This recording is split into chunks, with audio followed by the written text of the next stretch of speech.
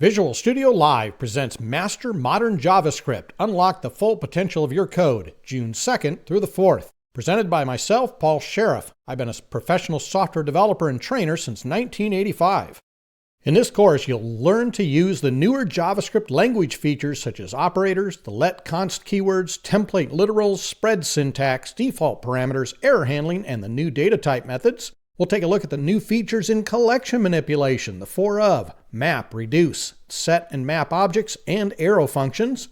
We'll take a look at object-oriented JavaScript using the new class keyword, creating private and public properties and methods, and using inheritance. And we'll take a look at using handlebars.js to improve dynamic HTML generation.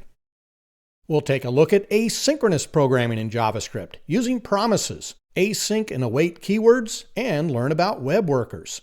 We'll create a web API server using Node.js and Express.js, and we'll create a full CRUD web API server. We'll then learn to make calls to that using the new fetch function, and we'll also create a website using Express.js where we'll also make calls to those web APIs. You'll see over 150 demos, samples, and hands-on learning over these 3 days. Join me on your journey to learning modern JavaScript on June 2nd through the 4th. I hope to see you there.